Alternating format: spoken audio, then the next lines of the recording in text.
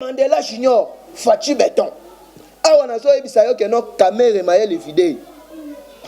Tous les batouti, tous les banilotiques. Ah, le caméra me maki na cabinet ya chef de l'État. Kocha bango partout.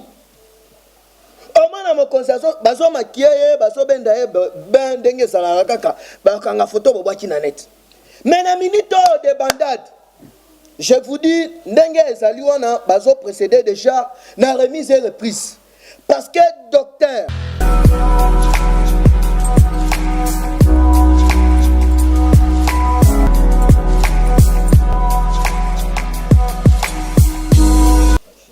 alors chers Congolais, bazuli baku ya Rolanda biso ndenge to ebisaka bino toujours que non awa na Congo mo conseil salara moko son excellence Félix Antoine Tshisekedi Tshilombo. Mokonzi azalaka na camarade te kamere abulaki politique eza billard mais esukeli mabe parce que premièrement nanu kamere akosi ba avocat na e. Imaginez-vous que non en plein Kosamba les grands professeurs Nyabirungu. Imaginez-vous nanu avocat au kamera kendaki koluka Nyabirungu par là vas-y comprendre est-ce que asa congolais toi asa congolais te akosaki bango ayebisaki bango vérité et puis azalaki na fier na lolendo mais lukuta na ye nazo yebisa yo ke non asimbi maman na touche. Alors sans plus tarder tozo banda na ba sommaire na biso sommaire ya liboso eza nanu nazo féliciter ba juge na procureur général ndenge a rejeté liberté provisoire ya Lwakaningini oyo bakotisaki bapesa ye liberté provisoire. Alors on se demande liberté provisoire en haut par rapport ya nini parce que azali suite na plus ou moins 5 dossiers oyo a détourné plus de 250 millions de dollars américains. Mbongo wana il faut ezonga na caisse à l'état. Tokolobela bino ndenge azali wana nazo ebisa bino kenon bomoni cabinet mobimba ya Kamere donc na minito ndenge to loba na bino donc libanda chef de l'état Kajomona Fachi Béton mkolo ya lobi anomaki oyo tobengi Monsieur Désiré Kashmir Eberod Kalongele net directeur ya cabinet naye donc oyo azalaki adio ya Kamere donc na minito ye mtu azana masolo nazo ebisa yo geno na INC matanga na matanga amida simbi mutu akende Brazzaville la sasu mabe. Alors okolela yo nanani to ebisa ki bino geno politique eza biarte to ebisa bino ndenge transfert ya ba prisonnier na kati ya makala bakomi ko transférer bango na prison ya cinquantenaire na Bandundu.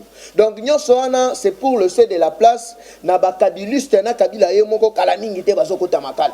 Awa to ebisaka bino geno politique ekomi elenge wana toza toujours na ba sommaire to robetela bino masolo ya réduction ya prix ya carburant oyo chef de l'état idéologie na biso UDPS ezalaka toujours les peuples d'abord. Alors les peuples d'abord en haut ezali en marche pour mukolo ya lobi ministre ya budget, ministre ya finance, ministre ya économie bakendaki kokutana na l'homme de Yumbi oyo kala mingi tepe justice il faut ça musala na ye Gentini Ngobila pour na ko fixer déjà prix ya transport pour ebele yaba nyangala kata mutu nyonso azocha prix na ye ndenga lingi donc awa siko nazo ebisa yo ke non makambo ezozonga sikoyo en ordre po kosela nini carburant yango wana mokonzi alobi carburant esala nini ekita tokobetela bino na masolo ya santé na masolo ya santé boyeba ke non Fachi Béton na stratégie kaka na souci ya peuple congolais mukolo ya lobi nda kutanaki na docteur Jérôme Munyangi chercheur na biso oyo asalaki fierté ya Congo oyo asalaki fierté ya Afrique mobimba. Je vous dis que non mukolo ya lobi nde bakutanaki ako intégrer groupe oyo Fachi mettre en place groupe tobengi Fachi Béton santé. Donc bako sangana na 12 experts chinois oyo bauti plus précisément na ville ya Wuhan oyo basilisaki coronavirus kuna. Donc bayaki awa basangana na docteur Jérôme na ba docteur Muyembe donc to attaquer coronavirus na ndenge moko ya kosangana te.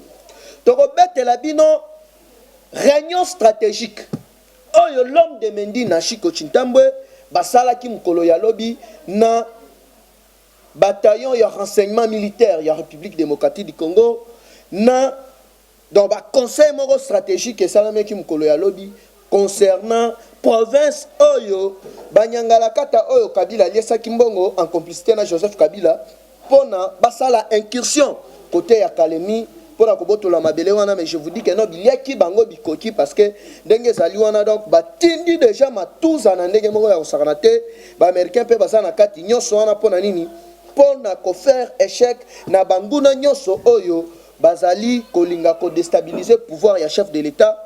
Mais à part ça boye ba keno kana makambu ya incursion ya territoire na biso boye ba ete ndenge ezali wana chef de l'état lobaki pe keno piste diplomatique, donc négociation diplomatique et kozala écarté à tamkolo mon côté. Tokoye bisabino stratégie de récupération politique mise en place par le chef de l'État Kajomona Mukwantombolo. Je vous dis que non, na minito na RDC tokomi na vice-premier ministre. Nyoso wana pona nini ezali oyo tobengi récupération politique stratégiquement façon de récupérer les affaires. Nazo ebisa bino que non na kolandela équilibre social. Ko surveiller ba circuit nyoso monétaire oyo RD oyo FCC na PPI lunga ba metraki en place. Je vous dis que nyonso parce que souci na bango ezalaki ba déstabiliser pouvoir ya Fachi babanda ko détourner bambongo à désordre mais ndenge to solo bana bino aboye ba kenon Kajomona Fachi Beton acheli bango vice premier ministre. Donc c'est du jamais vu Kabila simbi mutu ba koti ba réunion et simbi te pour Kabila sala ki constitution abosani asali yango na taille na ye sikoyo article 69 epesi Fachi pouvoir nyonso. Alors ndenge ezali wana a créé poste ya vice premier ministre ilunga maele silie sikoyo mutoyo bache les doyens des doyens kitenge yesu ilunga à cause jamais décision ye moko sans toutefois ko consulter kitenge yesu. Alors nyonso wana nanu premièrement objectif na ya liboso na nomination oyo ezali nanu ko surveiller ba circuit nyonso monétaire oyo FCC ba metraki en place pour créer secrétariat ya Kabila pendant que la Kabila abanda ko 640 000 $ par mois nyonso wana akubanda ko landela yango ko surveiller toko équilibre social. Je vous dis que non eza façon moko récupération politique stratégiquement oyo Mukwantombolo mwana ya sphinx délimité à mettre en place. Alors mukolo moko akolela. Je vous dis que non awa et comme bakende kotoyo mabe basonga boye mabe bakutana mabe babenga banganga mabe facha silisi bango maeli dessin animé. Donc nganga oyo bakendaki koluka ya liboso adaya oyo ya indien ah bakia luka siko banganga mususu donc ndenge ezali wana base tozotindela bango foya au nom de Jésus. Bino moko boyebi donc awa donc nazo ebisa bino ke no bo pusana po makambu politique et comme elenge. Alors sans plus tarder tozokota na développement sikoyo ya ba sujet na biso okoyeba ke non politique eza billard te soki papa na yo bandaki koteka café soki yo moko betaka bale na tout puissant mazembe mais Fachi papa na bango azaki politicien pe ya lelo te politicien ya ba génération de génération oyo tobengaka donc les Mandela congolais Docteur Etienne Tshisekedi wa Mulumba avec les Mandela Junior Fachi Beton awa nazo ebisa yo ke no caméra maele vidéo tous les batouti tous les banilotiques oyo caméra memaki na cabinet ya chef de l'état kotia bango partout omana mo concession bazo makiye bazo benda ye ben ndenge sala kaka bakanga photo bobaki na net. Mais na minute de bandade je vous dis ndenge ezali wana bazo précédé déjà na remise et reprise parce que docteur le professeur Désiré Kachimir Eberod Kalongele nazo ebisa yo ke non lobi bandeko ya bandundu feti oyo wapi. Alors bino ba expatrié bino ba tuboya Congo na développé bino ba Moïse bino ba Madidi bozali wapi. Fachi honoré province ya bandundu alobi makambu oteno ya banilotique na cabinet nanga abupia akamati mwana bandundu fils de la maison mwana ya IDPS ya solo professeur Désiré Kachimir Eberod Kalongele ache wana po boyebi caméra qui na ba boule moko boye okomona bande ko na biso ba congolais bande ko na biso ba diaspora ba ya na ba idée ba pesa mokonzi mboka pona ko bongisa mboka na bango omona caméra tiela bango bakali oh mais o tiela bango bakali par rapport à nini donc alingite batu ya mayele batu neti ba professeur Vincent na Lubumbashi maman na brillant professeur aya kutana na fachi boye caméra tie bakali donc nyonso wana pona nini kobeta badil na ye kozwa masaro kende kozwa monsieur Jamel aye na ye kuna basali badil na bango comment mutu aza na budget ya 9 millions ok pesa ye marché ya plus de 120 millions de dollars lelo bokomi osala na basigne o na yebiete papa nazo ebisa bino ke no caméra za pena bolole oyo babenga na chiluba chijingi na Swahili babenga ye pumbafu imaginez-vous donc yana munoko na ye à part bonjour et sili vérité munoko na ye ezara bonjour le reste lukuta na lukuta comment okoko sa on digo sopema alors ndenge sali wana mukolo ya lobi porte-parole ya président de la République Kasongo Mwemba Yamba atangaki ordonnance nommant Désiré Cachemire Eberod fils de la maison moi na IDPS moi na bandundu alors ezalaki esengo makasi alors ndenge sali wana na so ebisa bino ke non tous les nilotiko oyo caméra yaki na bango na présidence na minute oyo bakangi bisaka na bango bapakati parce que je vous dis que non Eberod nanu azoswa nanu ba combattant après ba combattant azoswa 100% ba congolais nde ba kozala na cabinet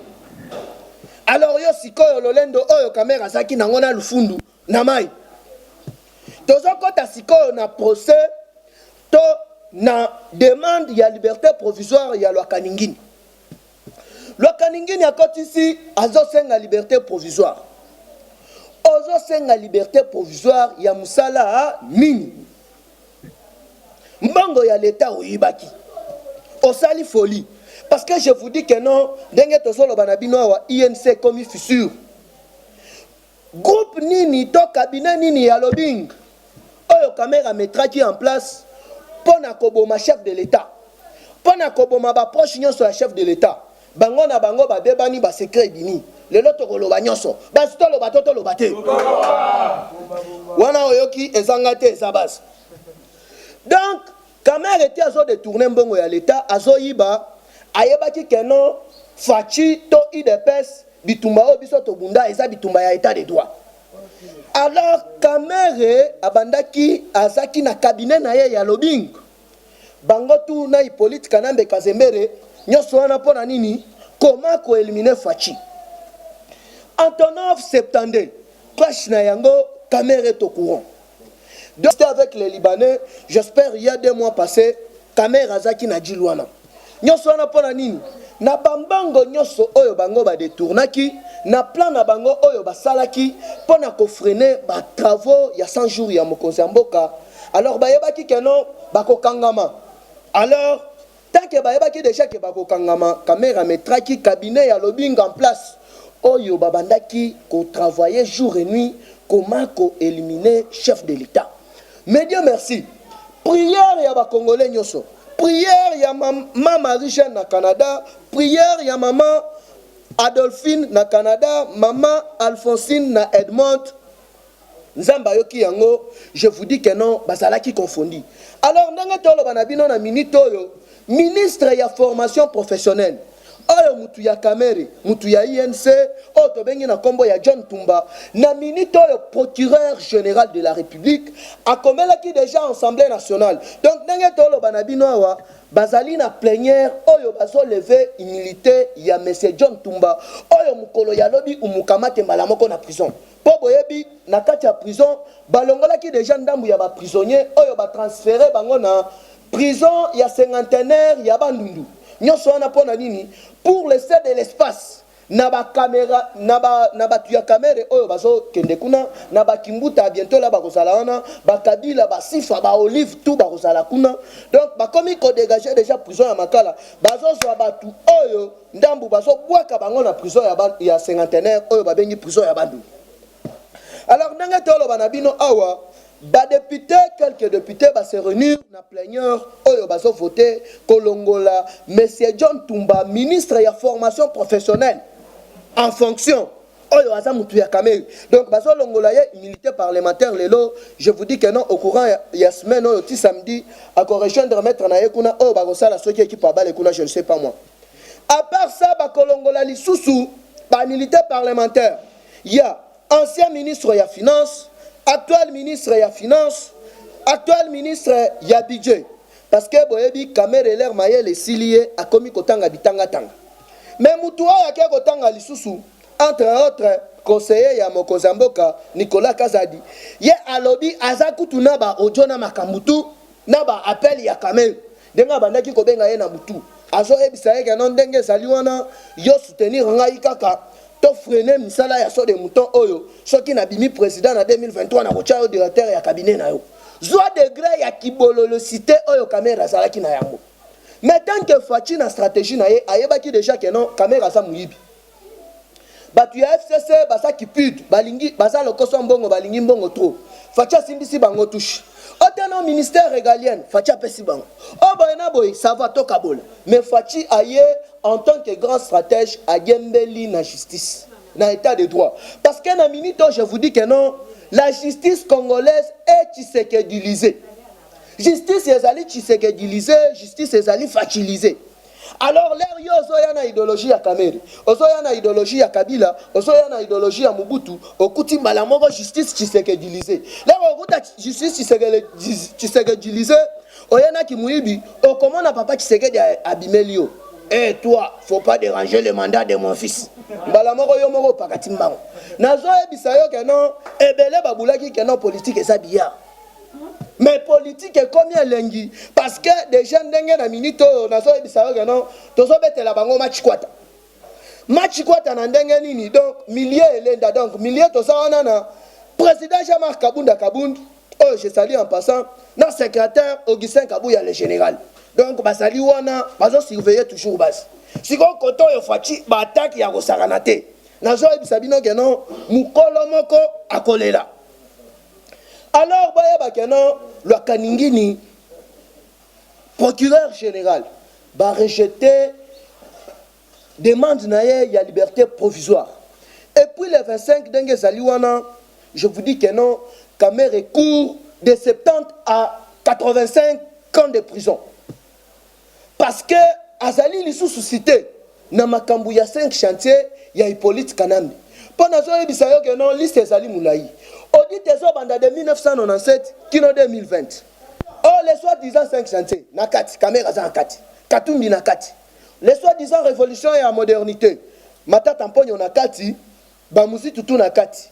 Alors okolela yo nanan. Yango moni ke non mikolo yo Fachi azali pena ya Solomu Kwantombolo. Pour à bientôt là azoyamba le premier ministre soudanais Otobengi Abdallah Hamdok. Oyakoya kalamingite nyoso wana kaka na stratégie diplomatique parce que ye azali espion ya États-Unis d'Amérique et puis batie abanda ko surveiller ba frontière tout. Donc Uganda, Rwanda na Burundi. Donc nazo ebisa yo ke no banilotique mayele esili bango. Mayele esili bango. Alors boye ba kanon Mukwantombolo aza toujours wana na ba action na ye na ndenge moko ya kosakana te. Tozokota na makambo etali commerce illégal de bois rouge. Lobi bakangi 625 tonnes bois rouge na niveau ya Ituri. Na niveau ya Ituri. Ba bois rouge oyo ONG britannique Global Witness, si je ne m'abuse pas, Global Peace, était le melaka exploitation ya bois rouge. Était le melaka exploitation ya nature. Mais eloko ya kokamwa ezali nini? Mukolo ya lobiler bakangi batu oyo bazo sala exploitation illégale ya bois rouge na biso, bakuti bango na permis d'exploitation. Ya Zoé Kabila na Jeannette Kabila. Alors tozo mituna bazalini ba ministre ya environnement. Comment ça fait-il que non bakopesa ba chinois oyo babandaki kozwa bansete oyo ba transférer yango na niveau ya Rwanda po ba mema yango ba kende koteka yango bois moko ezali na valeur ya $6500 américains. Wana bois moko. Bois rouge, eza n'importe quel boîtier. Alors tokosenga na PGR on se saisir déjà na situation oyo na exploitation illégale ya babwa na biso parce que Kabila continue toujours de voler. Parce que boye bakeno dernièrement awa selon ba enquête ya BBC na RFI ba outil ko découvrir que non Kabila était ami à un homme riche indien. Oyo babengi Adil Laktini. Laktini babandaki ko sala blanchissement d'argent. Oasis oyo nabaka yao nouvelle cité na 17e rue ezali biloko ya libanais wana abatami sikoyo na sima ya olive donc na kati ya bandako wana nde basala ka blanchissement d'argent ba pharmacie nyonso ya République démocratique du Congo bafutaka ni taxe bafutaka ni douane et puis bayaka na bakisi moko ya mabe alors yango wana mu kwantombolo dans les prochains jours pour osala dépôt pharmaceutique na Congo. Pour bandako sala trafic na yo na Congo, il faut nano oye na bakisi eleki na OCC ba contrôler yango soki pena o respecter ba énorme ya fabrication ya bakisi. Nyonso wana pona nini Kabila bomaki système ya administration na biso ya République démocratique du Congo. Yango babandaki komona keno indien Libanais, abandaki comment est la Congolais, aso bois qu'il en a Congolais soy. Un Indien aso giflé un colonel congolais. Nyon soana parce qu'ils étaient protégés et pas ya Kabila. Alors Dieu merci, dengue zaliwana département américain basa déjà saisi dans la situation parce que tu babandaki ko sala blanchissement d'argent na Kabila na ba masana ba Indien na ba masana ba Libanais, babandaki ko soutenir Hezbollah na beaucoup Aram. Bazalaki en collaboration na mwana ya Ben Laden o babengi Hamza Ben Laden.